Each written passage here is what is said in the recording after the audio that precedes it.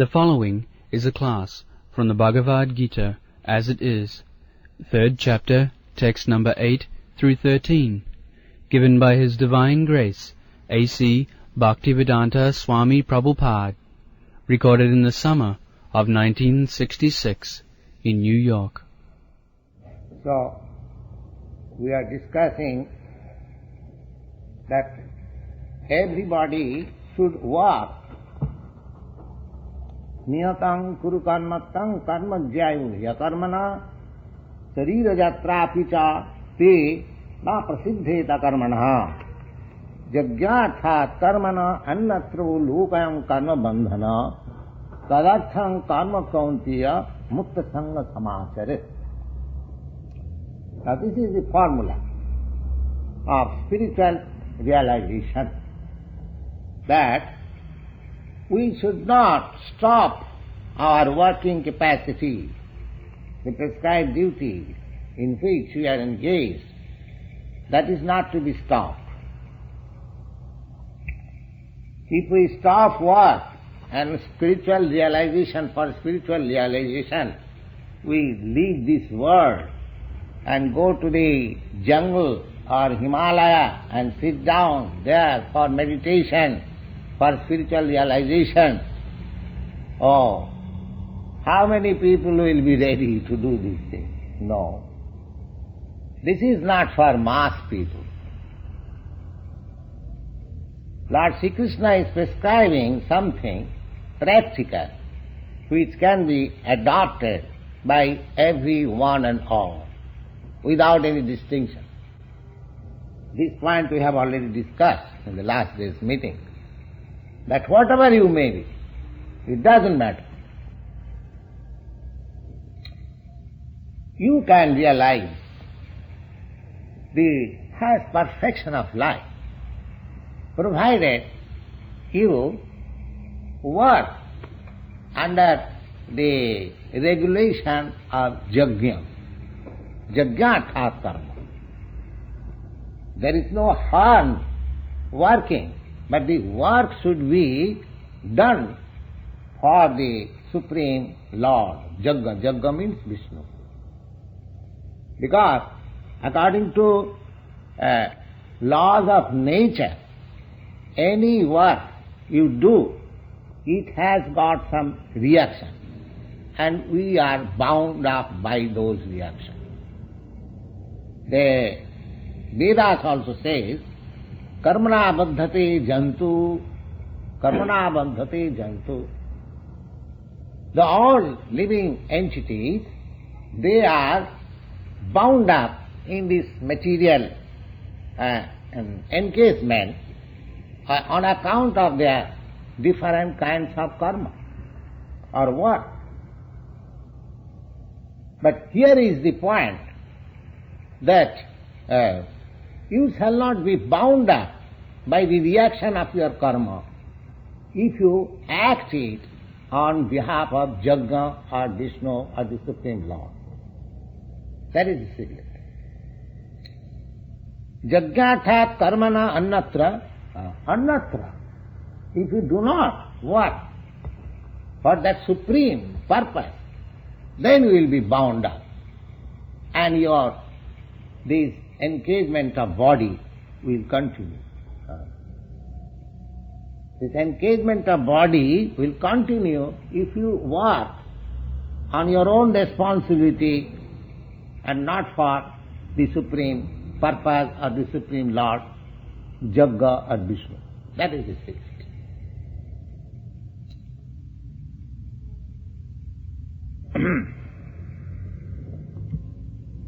Yajna means, Yajna by Vishnu, it is Sute. Sute means the Vedic literature. The Vedic hymns, they prove it. Yajna means Vishnu.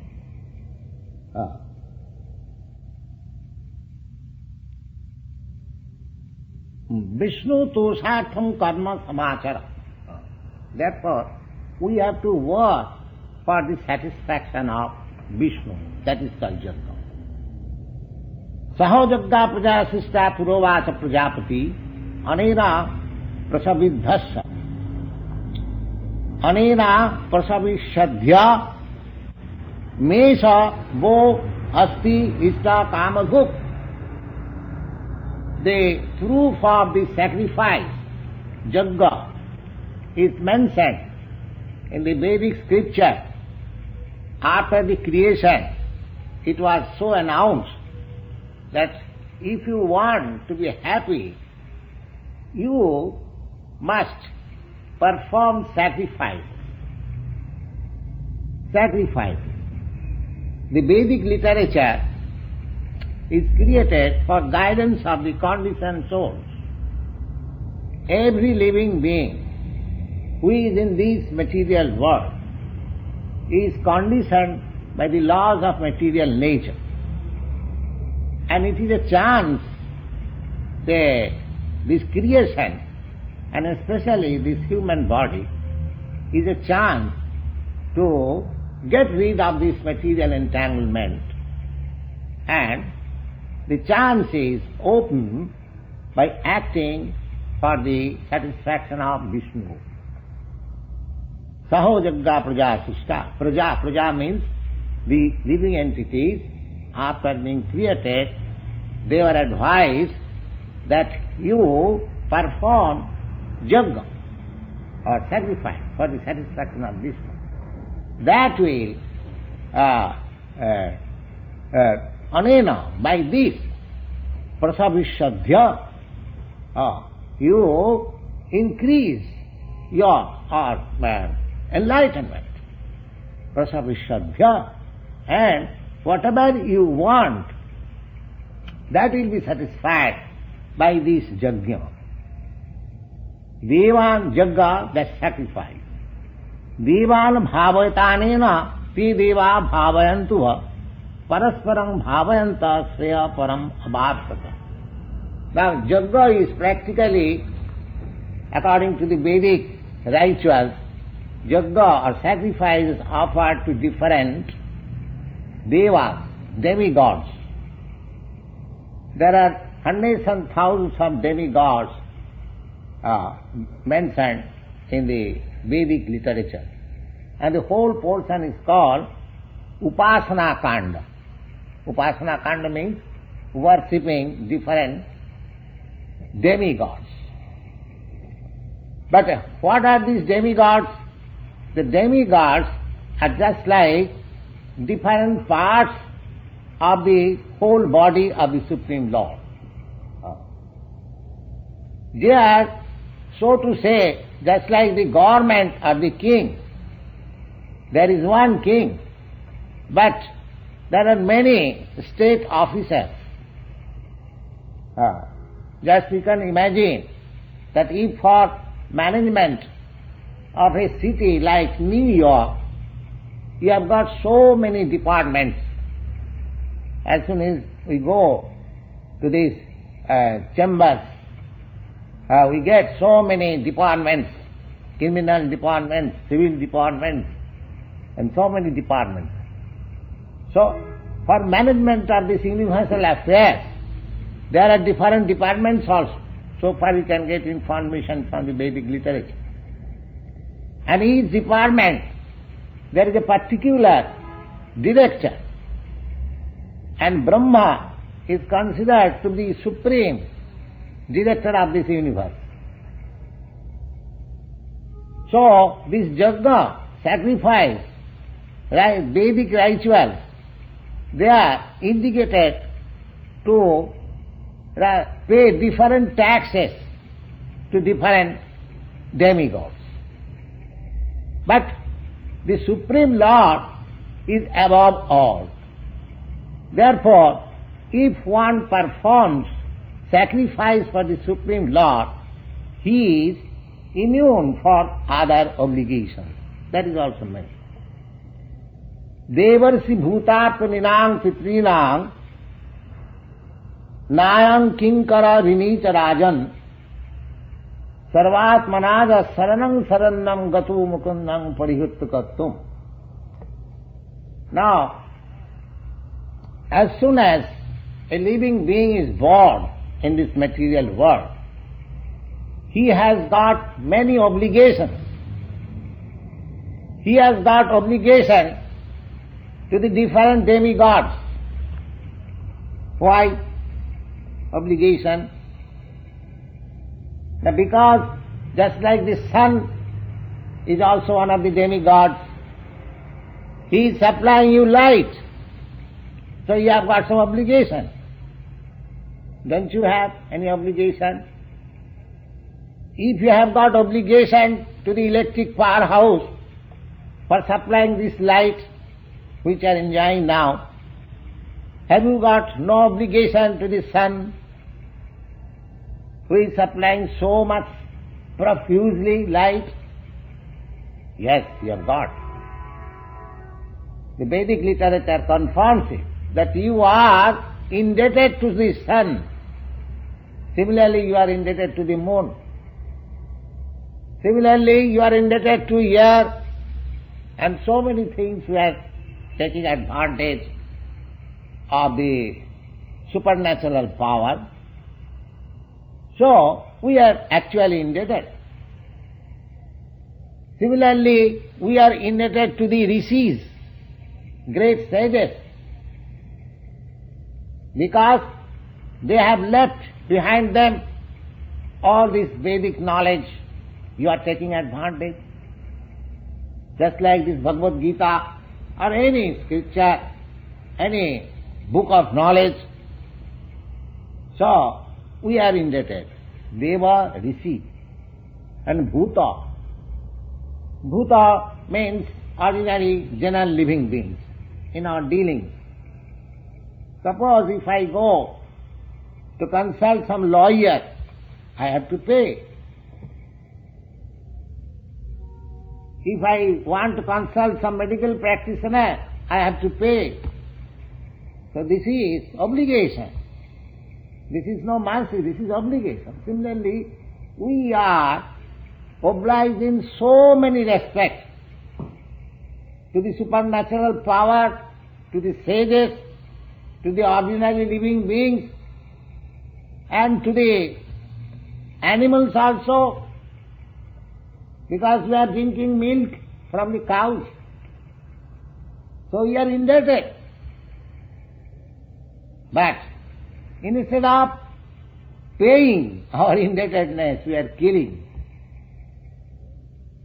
These are all reactions. They are creating reactions. If you don't pay bill for electricity for many long time, your electricity will be cut off. Your telephone will be cut off. But we must be conscious of our indebtedness to so many things. Devarsi bhutaatmaninang pitrinang. Pitrinang means the family in which you have taken your birth. You are indebted to the forefathers. Therefore, according to Vedic rites, in certain time, you have to offer respect to your forefathers. Sraddha ceremony. During the month of October, there is a general Sraddha ceremony in India. So we are indebted to the forefathers. Devasi bhutaatmaninang pitrinang. So we are in so many ways indebted. Our obligations are there. But sarvatmanāja saranam saranam gato mukundam na sarini na kinkara. The Bhagavad says, if somebody fully surrenders unto the Supreme Mukunda, Mukunda means one who can offer you liberation from this material bondage. He is Mukunda. So if one surrenders fully unto Krishna, Krishna is Mukunda, then he is no longer anymore indebted to all these obligations. He is immune. At one stroke, he becomes liquidated from all obligations. And in the Bhagavad-gītā you'll find this statement, confirmed in the last portion of Bhagavad-gītā. The Lord says that aham sarvapāpebhyo mokkhayiṣṣāmi. If you surrender unto me, sarvadharmān parityajya, māmekam saranam vraja. The Lord says that you have to do nothing. You simply surrender unto me. Sarvadharmān parityajya. You have got so many obligations, it is right. But it is impossible for you. Of course, there are systems how to liquidate your obligation. But especially in this age, who is going to satisfy the demigods, who is going to satisfy the forefathers, who is going to satisfy the so many obligations as ordinary living beings? Nobody is going. But if you don't satisfy your indebtedness, then there will be reaction. But if you surrender unto the Supreme Lord, you will be protected from all reaction. Therefore, it is very easy. By one installment, we become free from all obligations. Sarvadharmān parityajya, māmekam saranam vraja, aham sarvapāpebhyo. Papebhyo means the reaction of sins. Now, if I don't repay my indebtedness to the persons to whom I am obliged, then I have become sinner. I am sinner. Just like I owe to you $100 or $1,000, I don't pay you. So, then I become a culprit in the consideration of the state law. I have to pay you. Similarly, all indebtedness has to be liquidated. If you are unable to liquidate, then you will be a sinner. But you can save yourself from the reaction of all sins if you surrender unto the Supreme Lord. Sarvatmanaja saranam saranyam gato mukundam parihuttu kartum. You have got some duty, but if you give up all your duty and simply surrender unto the Supreme Lord, then you are liquidated at once. This is the version of Bhagavad, and this is confirmed in Bhagavad-gītā by the Supreme Personality of Godhead, Sri Krishna, that if you surrender unto me, giving up all your other obligations, then I shall give you all protection. Aham sarvapāpebhyo mokkhayiṣṣāmi. Now, if I am protected from the reaction of my sinful act, but it does not mean that I shall surrender unto the Supreme Lord at the same time continue to act sinfully. No, not that. Or if I am obliged to continue, the God or the Supreme Lord will protect me. That is the point. Therefore, everyone should act yajna. Yajna means work to satisfy the Supreme Lord. That is called yajna. If we do not do that, then we shall be obliged. Otherwise, when the act which is done for the satisfaction of the Supreme Lord, that is immune from all reaction. But anything which is not done for the satisfaction of the Supreme Lord, that will oblige me in so many bondage of obligation, and I'll have to repay that after many continuation of this repetition of birth and death. That is the secret of our life. So, devan bhavayatanena, ti deva bhavayantava, parasparam bhavayanta sriyam param avasasi. And if you live your life for sacrifice of yajna, then you will never be unhappy. You will never be in want. We become unhappy for want of things which is required. This is practical. This is practical. Anyone, you will be surprised. I have taken practical information. In 1942,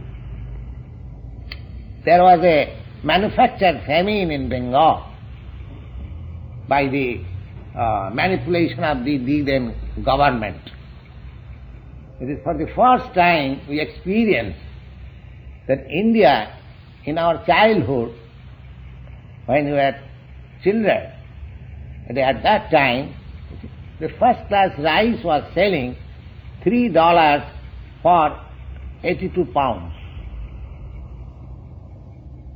Can you imagine? $3. Not $3. I mean to say, dollar is exchanged, say for less than $1. $3/4. 3 rupees. 3 rupees, the exchange of dollar and rupees is 5 rupees, make $1. Now it was selling at 3.8. So about, 75 cents. 75 cents for 82 pounds of best rice. I have seen it in my experience in my life. When I was born in India, it was selling. Can you imagine that? But that rice, all of a sudden, rose in 1940, $10.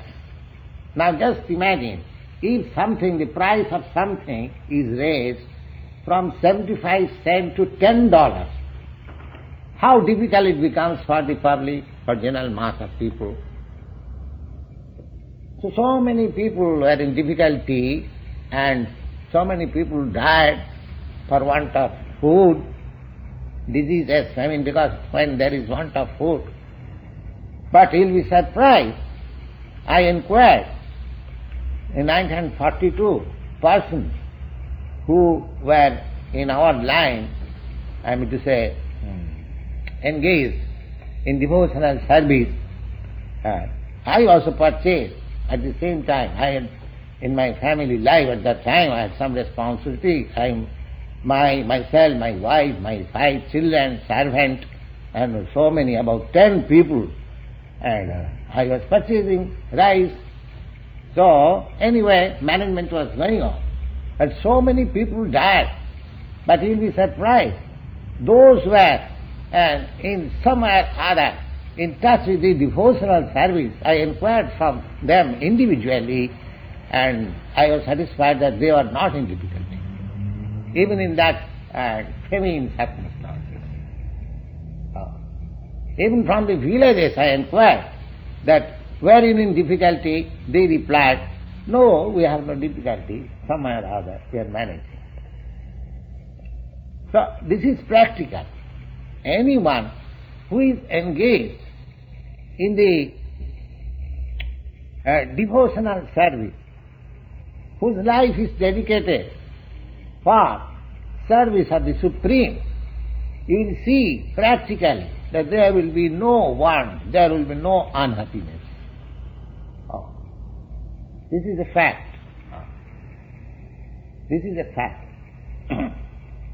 Devan bhavatanena ti deva bhavantava parasparam bhavasyam param avapsata. This is Vedic injunction. Injunction is also like that, that you do sacrifice for the Supreme, then you will never be unhappy, you will never be in want.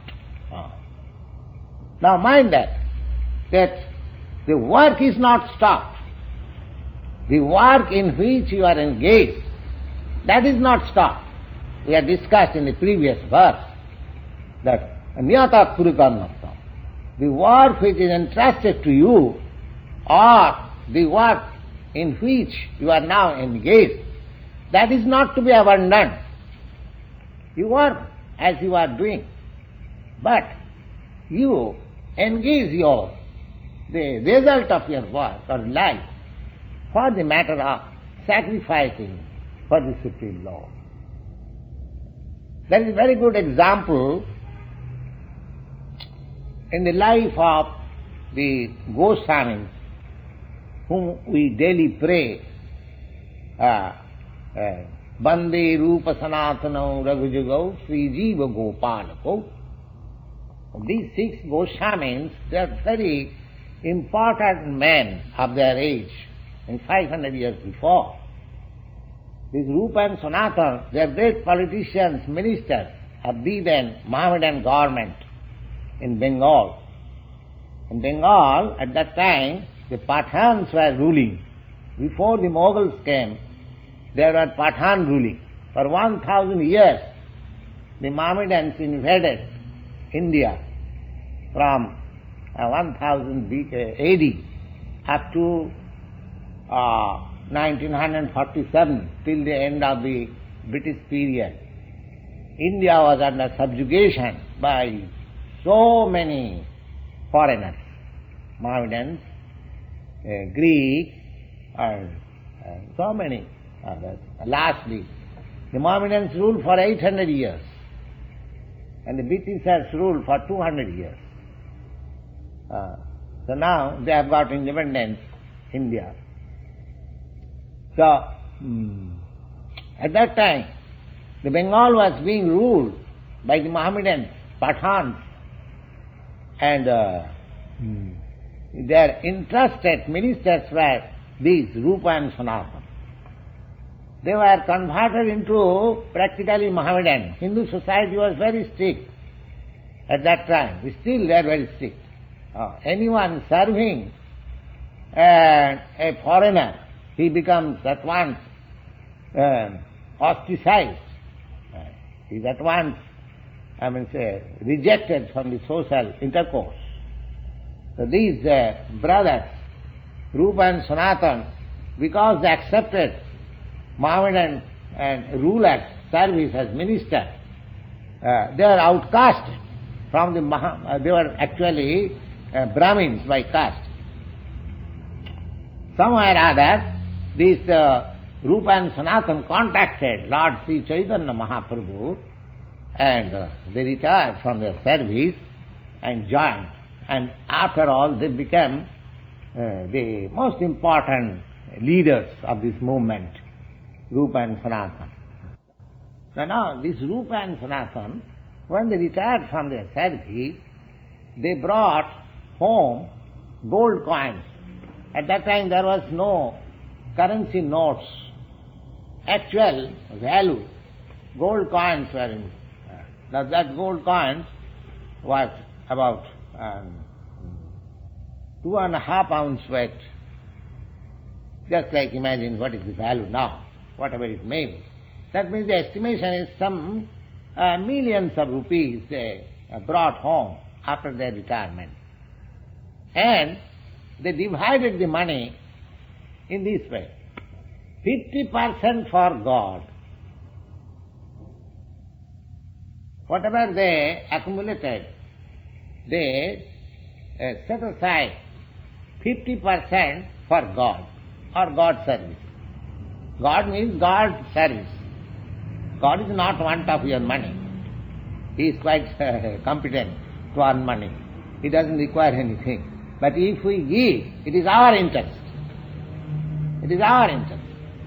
So he set aside 50% of his accumulated money for God, 25% for the relatives, family members, and 25% he kept in some village banker or the original bankers for emergency.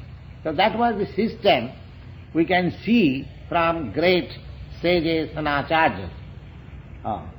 That whatever we earn, according to Bhagavad-gītā, it is said, Yajna. Whatever you want, jat karosi jat jyoti. The result of your work should be offered to the Supreme. Now, if it is not possible to offer the whole thing to the Supreme, so at least one should offer 50% of his income for God's purpose. That is the example we get from this acharya. So, 50% for God 25%, of course, the relatives, they expect something from the father or the chief of the family, some, gift. They expect something. But according to this Acharya ruling, the gift was only 25%. Not that whatever money I have got, I leave to my family and go single-handed to God.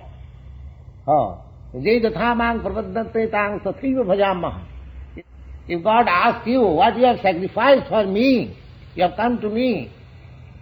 No, sir, I have sacrificed everything from my family, for my family. That is not good. That is not Yajna. Yajna means, now, if you cannot spare your money separately for God's service, then you can engage yourself in God's service and expend the money for God's service. Don't offer your money in others' hands, but you spend yourself for God's cause. That will make you perfect. Yajna karma. That is explained in the next sloka. Ishtan bhogan hi bodeva dasante jaggabhavita Tvai dattan pradayebhya jo bhungte stena eva sa. Now, Ishtan bhogan, whatever you have got for your subsistence, you should know it is given by God. Now, say for example, these grains, the grains, they are given to you by God for eating. You cannot manufacture grain in your factory. You have manufactured or set up so many factories for manufacturing tools, machinery, motor cars, and so many other things for your comfort.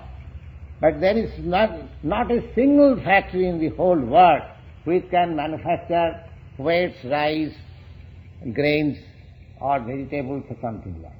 So we should consider it that these foodstuffs which we eat daily, they are produced by God's mercy, or they are given by God. Ishtan bhogani bodhiva. God or God's agent, whatever it may be.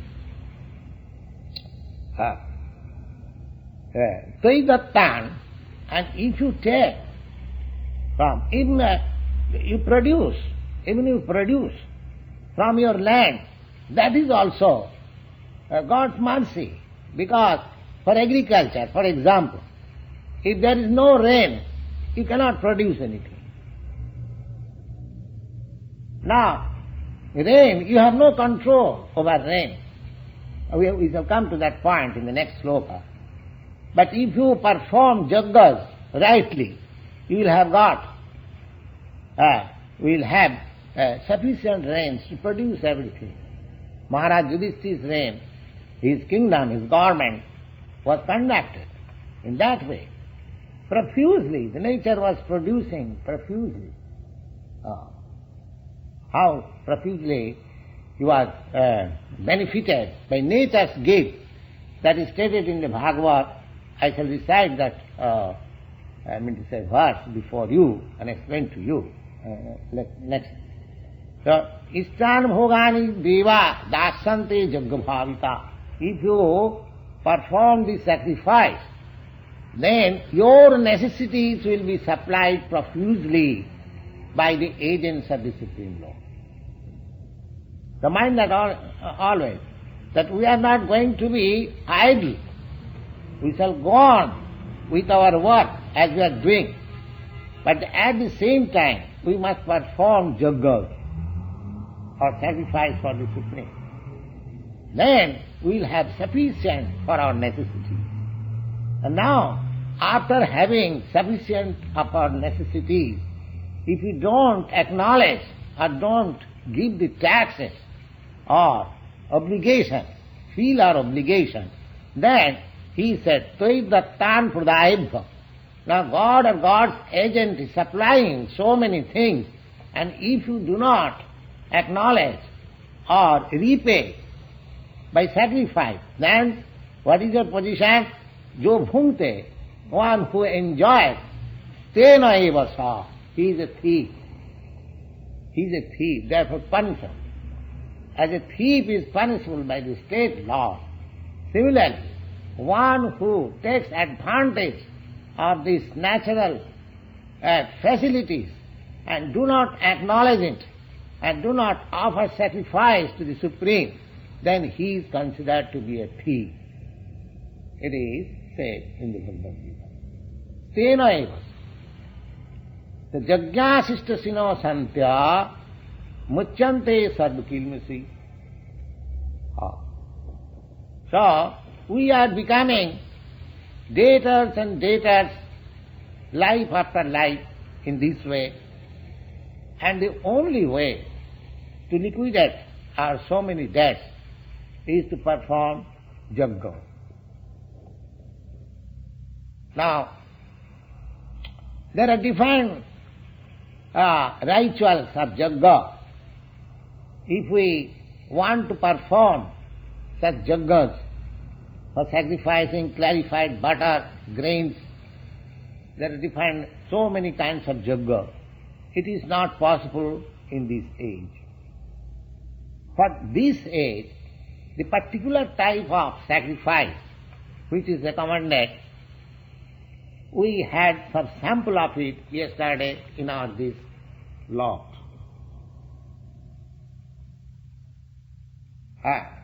Jagai sankirtanai prayai jajante hi sumedhasa.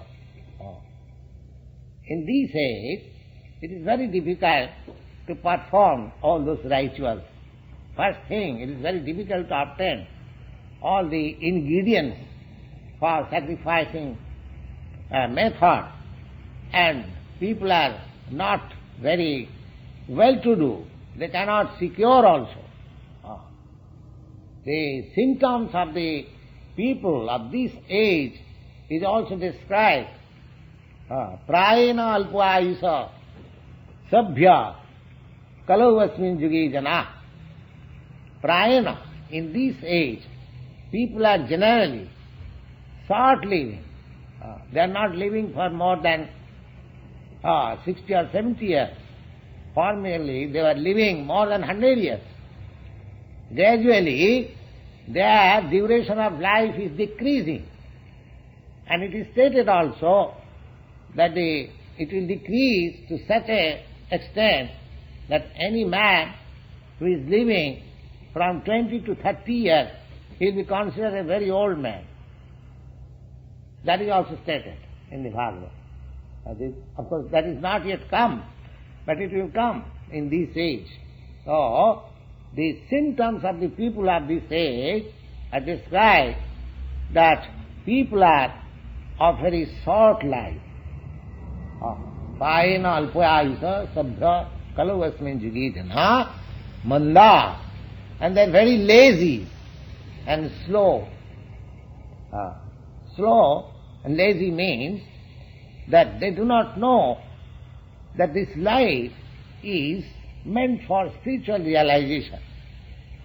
So they are very lazy. All right, spiritual realization we shall see later on. Let us enjoy life, that's all. So this is a great disqualification of the human being, that they are not wake up for spiritual realization. Lazy, manda. And manda bhagya, manda samanda matayo. And if somebody is at all interested for some spiritual enlightenment, then unfortunately manda samanda, they adopt some spiritual method which is not recognized. Spiritual realization with relationship with God is no spiritual realization. The whole spiritual realization means one must understand his relationship with the Supreme Lord. But generally in this age, they want to avoid the conception of God, and at the same time they want to be spiritually advanced. That's what they are called Sumandamata. A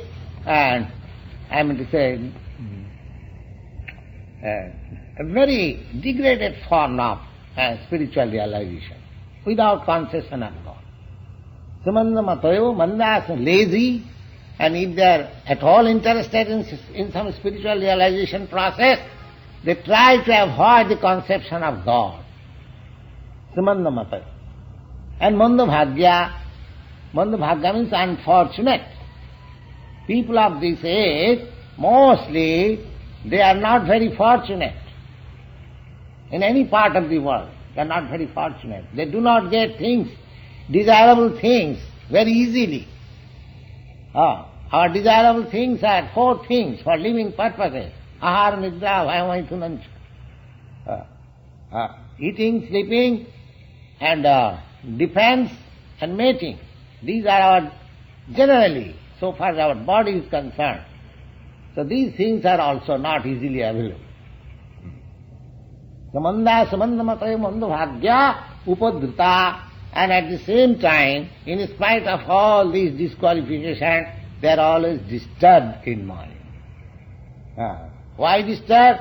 Now they are roga sokadihi, for some lamentation and for some disease. So this is the condition of the people of this age, and it is very difficult for them to follow the system of sacrifice which was being performed in the older days. Now for them in this age, Lord Chaitanya recommended this sacrifice, this Sankirtan Yajna, which we are trying to perform here. Sankirtan Yajnai Sankirtanai Prahai Jajanti Sumedhasa. Now those who have got better brain, they will adopt this process of Sankirtan Yajna for satisfaction of the Supreme Lord. That way is very helpful for the men of this age. That is recommended in Bhagavatam. Now either you adopt this Yajna or that Yajna according to your capacity. But you must have to perform Yajna. Without Yajna you cannot be happy. Yajnasista sino santa mucchante sarvakim sai bhunjante te aghang papa je pachanti atmakaranat. Now, pachanti atmakaranat means cooking. The cooking is the most important business of our life. Cooking, nobody is human being. We are not cats and dogs. And every human being has to cook things for eating. Now this eating process, the Lord says that one who takes the eatables after the sacrifice, then he becomes free from all kinds of sinful reactions. And one who cooks for himself for enjoyment, then he eats all kinds of sins. All kinds of sins. Yajnasista sina santa. Santa means saints and sages. They do not take anything without offering Yajna. At least whenever you take something, if you offer the same thing to the Lord, my Lord, it is by your grace I have got this eatable. You kindly accept it and I shall take the remnants. This is Yajna. This is also Yajna. Just yesterday we prepared some food cooperatively and offered to Lord and performed Sankirtan, and we took it. This is the simplest process of performing Yajna. Because we require food. So this was done here in this loft as a matter of example. But you can do it in your home also. Because you are cooking for your children, for yourself, for your wife, for family members. Now if you cook nicely things which are to be offered to the Lord, of course we must be careful to prepare food stuff, because we are going to offer to the Lord, and we must offer things which is acceptable by the Lord. At least. Of course, Lord can accept anything and everything. He is quite competent. He is all powerful, almighty. But still, in the Bhagavad-gītā, it is said, the Lord says, Patram puspam phalam toyam jumi bhakta pragacchati. Anyone who gives me these four things, Patram puspam phalam toyam. That means grains, vegetables, and flowers, fruits, all these things, anyone who offers me, I take them. Offers with taya bhakta uparitam, with devotion. Not that God is hungry and therefore he is hankering after your offering of food stuff. No, that. He is quite competent. He has got many things to eat. It is practically his things we are eating. But still, if we prepare food stuff in that way and offer to the Supreme Lord, then after offering if we take, then we become free from all sinful reactions. That is stated here. Yajna santa muchyante. Muchyante means he becomes liberated, freed from. What is that? Sarva kilmisai, all kinds of sinful reactions. That's all. But one who does not do so, bhunjante te aghang papa, they must be eating only sins. Only sins. So we have to suffer the sinful reaction also. Jipachante atmakana. And the thing is, now, it is very easy. What? You are going to the store, just like yesterday, a day before yesterday, Mr. Carl and Mr. Paul went to some store. Oh, tomorrow it will be Jagga. So, the bad things are purchased for the purpose of person. The same thing we are purchasing from the store, but we are thinking isolate, that if you transfer that epithet only, that this is, we are purchasing things for God's eating. So there is no loss on your part, but you perform Jagga. You perform Jagga. This practice has to be done. Yajna santa muchyante sarvakilmasi. If you practice these simple things, then you become free from all sinful reaction. And if you don't do this, then what happens? Na bhunjante te aghang papa. One who does not do this, he eats only sinful reaction, and he has to pay for that. He has to suffer for that. Pachanti atmaka. He has no relation with the Jagga or Vishnu. But he thinks that I shall eat. So the beginning of the process of Jagga in this age can be very easily done by everyone. Either he is family man or single man or anything. Everyone has to cook for himself. Now that cooking may be done for the Supreme Lord, and after cooking the food stuff, offer it to the Supreme Lord and perform this Jagga, Sankirtan, Hare Krishna, Krishna Krishna, Hare Hare, Hare Ram, Ram Ram, Hare Hare. Then you become free from all sinful. After all, whatever we are doing, we are committing some sort of, even unknowingly. There are recommendations in these Vedas, Panchajagga. Panchajagga means that unknowingly we are killing many living entities. Suppose when you are walking on the street, there are many ants who are being killed on the pressure of our shoes. So that is also counted as sin. In God's kingdom, in God's state. Just like here, you have to pay by your life if you kill one man. If you commit a murder, you have to repay this murdering sin by your own life. That is, of course, imperfect law, man-made law. Similarly, in God's law also, if you kill any living entity, you have to suffer for that. Because in the God's eyes, there is no question of man or animal or ant or fly or something like that. Every living entity is the son of God. Now suppose your father has got 5 sons. One of them is worthless, is doing nothing. And if the other son says, my dear father, this son, your youngest son or this son is worthless, is doing nothing, let us kill him. Will your father agree?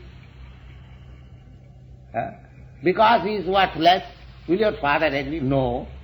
He will say, no. You have nothing to do. He is not harming you. He is eating my subsistence. I am paying for his subsistence. Why you should kill him? Similarly, in this material nature, all these living entities in different forms, they have come for material enjoyment, and everything is being supplied by the Supreme Lord. We have no right to kill them. We have no right, according to God's law. If one is conscious of the same thing, just like the father will never agree to kill a worthless child by the competent boy. No.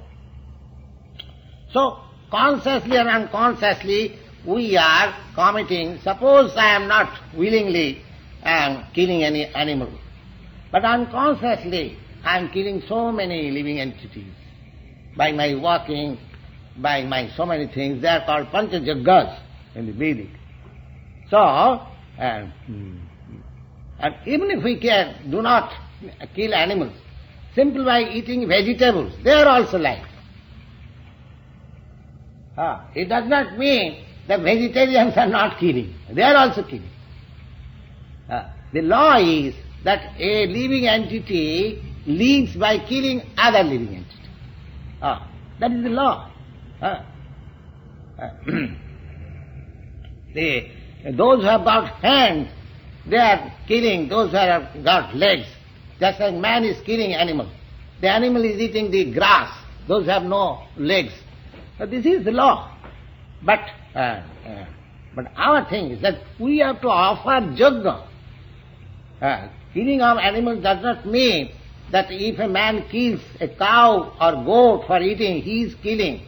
And those who are vegetarian, they are not killing, they are also killing. But a vegetable has also got life. So it is not the question of killing. It is the question of offering yajna. It is a question of offering yajna.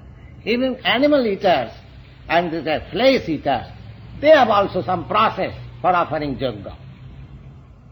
In the Vedic process, in the flesh eaters, they are also prescribed that you can perform yajna like this. Yajna must be there.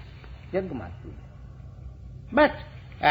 But so far we are concerned who are going to have Krishna consciousness, we have to take the instruction of Krishna, as it says in the Bhagavad-gītā. He says that patram puspam phalam tuyam. He is asking foodstuff prepared from vegetable kingdom. Therefore, we have to prepare things from vegetable kingdom nicely and very palatably and offer Krishna and then take it. This yajna will make us free from all kinds of sins and our life will be sublime. Thank you.